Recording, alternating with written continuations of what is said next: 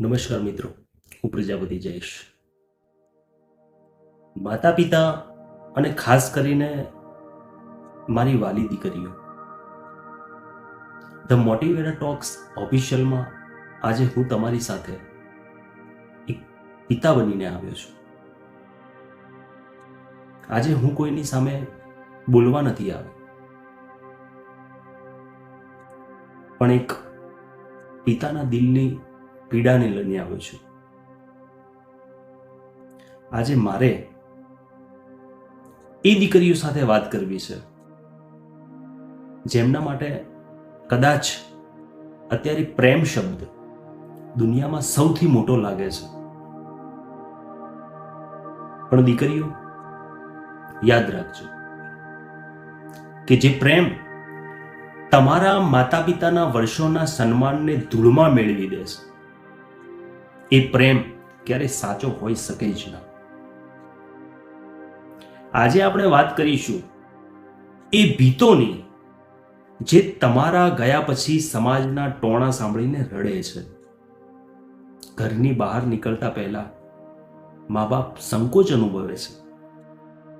આ દુનિયામાં બે જ લોકો એવા છે જે તમને જન્મ પહેલા પ્રેમ કરે છે અને મૃત્યુ પછી પણ યાદ કરે છે સાહેબ. એ છે મા બાપ. હકીકતમાં ઘરમાં દીકરીનો જન્મ થાય છે ત્યારે ઘરમાં દીવો નથી પ્રગટતો સાહેબ, આખું ઘર જ પ્રકાશ બની જાય છે. પરંતુ આજે સમાજમાં એક દુઃખદ સ્થિતિ વધી રહી છે. આપણી બેન દીકરીઓ ખોટી ભાવનાઓમાં આવીને, થોડા મીઠા શબ્દોમાં આવીને ઘણા બાળકો જીવનનો સૌથી મોટો નિર્ણય ઉતાવળમાં લઈ લે છે અને પછી હસતું ઘર રડતું બની જાય છે. તમારા જીવનમાં માતા પિતાનો ત્યાગ અને સંઘર્ષ કેટલો હોય છે ખબર છે તમને? હું દીકરીઓને કહેવા માંગુ છું કે તમારા પપ્પાએ ક્યારે તમને કહ્યું છે કે તે પોતાની ઈચ્છાઓ મારી નાખે છે? શું કામ તમને ખબર છે? ફક્ત ને ફક્ત તમારી ઈચ્છા જીવંત રાખવા માટે. તમારા મમ્મી ક્યારેક રાત્રે ઊંઘતા નથી, કારણ તમે આરામથી ઊંઘો એ માટે. તમારા પિતા દિવસભર થાકી જાય છે પણ ઘરે આવે ત્યારે સ્મિત કરે છે, કારણ કે દીકરી ચિંતા ન કરે. તમને પેલો મોબાઈલ જોઈતો હતો, પપ્પાએ પોતાનો જૂનો મોબાઈલ ચલાવી લીધો પણ તમને અપાવ્યો.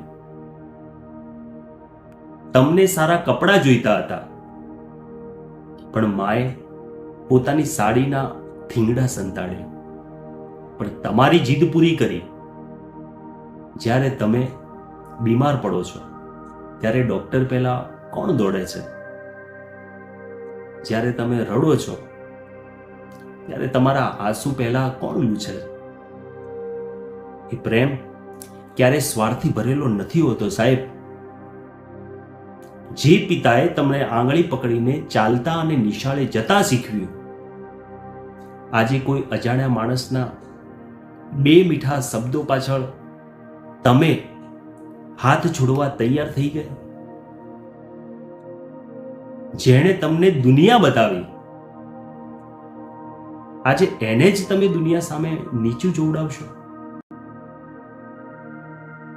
પોતાના સમાજમાં એક પિતા પોતાની આબરૂ અને પાઘડીનું સન્માન જાળવી રાખવા એમણે કેટલી ભાગદોડ અને મર્યાદા રાખી હોય છે ખબર છે તમને? દીકરીઓ, તમે તો કોઈની સાથે જવાનો નિર્ણય કરી લો છો, પણ શું તમે ક્યારે વિચાર્યું છે કે તમારા ગયા પછી તમારા પિતાનું શું થશે? આ સમાજ બહુ કઠોર છે સાહેબ. જે પિતા ગઈકાલ સુધી સમાજની વચ્ચે છાતી કાઢીને ચાલતા હતા, તમારી ફક્ત ને ફક્ત એક ભૂલ એમને જીવતે જીવ મારી નાખશે. એ પિતા જ્યારે રસ્તા પર નીકળશે ને ત્યારે લોકો એમની સામે જોશે નહીં, પણ એમની પીઠ પાછળ આંગળીઓ ચીંધશે કે જો આ એ જ પિતા છે જેની દીકરી ભાગી ગઈ છે.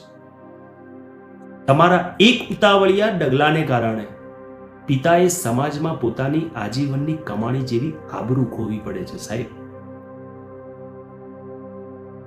એ પાઘડી જે ક્યારે કોઈની સામે નથી નમી, એ પાઘડીને તમારા કારણે સમાજના પગમાં પડતી જોઈ શકશો?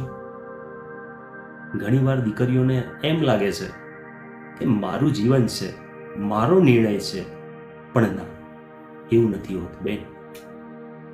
ભારતીય સમાજમાં દીકરી એ ઘરની લાજ ગણાય છે. જ્યારે લાજ વટલાય છે ત્યારે આખું ખાનદાન સમાજમાંથી બહિષ્કૃત જેવું થઈ જાય છે. તમારા ભાઈના લગ્ન અટકી જાય છે, તમારી બહેનના માંડવા નખાતા નથી. કારણ કે સમાજ કહેશે કે જેમના ઘરેથી એક દીકરી ગઈ છે ત્યાં બીજી શું સંસ્કાર લઈને આવશે.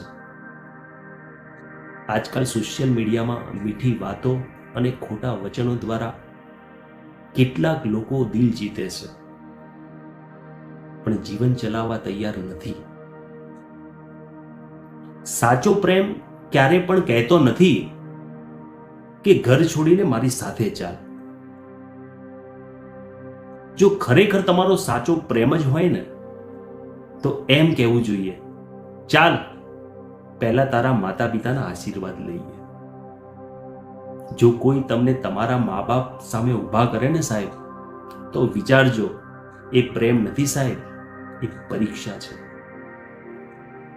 વિચારજો દીકરીઓ. જે પિતાએ તમને આંગળી પકડીને ચાલતા શીખવ્યું, આજે એ જ પિતા પોલીસ સ્ટેશનના ધક્કા ખાતા હશે કે પંચાયતની વચ્ચે નીચું મોઢું રાખીને બેઠા હશે.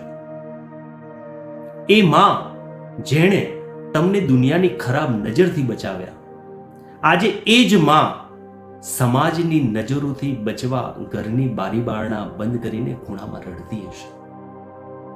શું આ છે પ્રેમ? કોઈ અજાણ્યા છોકરાના બે મીઠા શબ્દો આટલા બધા કિંમતી છે કે જેના માટે તમે તમારા મા બાપને સમાજમાં મરેલા સમાન કરી દો છો સાહેબ? શું આ યોગ્ય છે? તમારી પોતાની સ્વતંત્રતા એટલે માતા પિતાને દુઃખ આપવાનું નથી. સ્વતંત્રતા એટલે પોતાના નિર્ણયમાં પરિવારને સાથે રાખવો. મોટું બનવું એટલે ઘર છોડવું નહીં, પણ આખા ઘરને ગર્વ અપાવવું. દીકરી જ્યારે સફળ બને છે ત્યારે માતા પિતાની આંખમાં આંસુ આવે છે, પણ એ આંસુ દુઃખના નથી સાહેબ, ગર્વના હોય છે. દીકરીઓ, તમને કહું છું કે જીવનમાં 3 વાત યાદ રાખજો, ક્યારે ભૂલશો નહીં. જે સંબંધ માતા પિતાને રડાવે છે એ સાચો હોતો નથી. જે નિર્ણય ઉતાવળમાં લેવાય છે એ જીવનભર પસ્તાવો કરાવે છે તમને. જે પ્રેમ સન્માન અને ધીરજ શીખવે છે એ જ સાચો પ્રેમ કહેવાય. પહેલા પોતાનું ભવિષ્ય બનાવો, શિક્ષણ લો અને પોતાને મજબૂત બનાવો. એક દિવસ એવો આવશે જ્યારે દુનિયા તમારી સાથે નહીં હોય, પણ એક મા બાપ તમારી સાથે ઊભા રહેશે.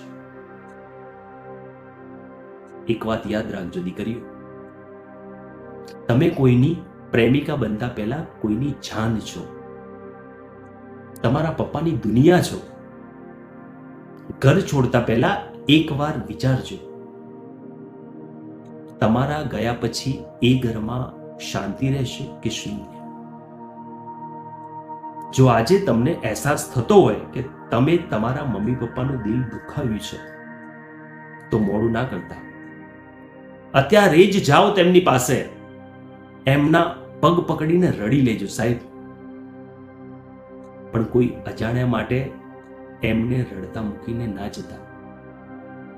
એમને વિશ્વાસ અપાવો કે પપ્પા, દુનિયા ગમે તે કહે, પણ હું તમારી પાઘડી ક્યારે નમવા નહીં દઉં. આજે વચન લો કે કોઈ પણ મોટો નિર્ણય માતા પિતાના આશીર્વાદ વગર નહીં લો. પ્રેમ કરો, પણ પૂરી સમજણ સાથે. જીવન જીવો, પણ સંસ્કાર સાથે. યાદ રાખજો, દુનિયામાં બધું બદલાઈ શકે છે, પણ મા બાપનો પ્રેમ ક્યારેય બદલાતો નથી. જો આજની વાતોએ તમારા દિલને સ્પર્શ કર્યો હોય તો વિડીયોને લાઈક કરો અને ચેનલને સબસ્ક્રાઇબ કરો. ભૂલતા નહીં.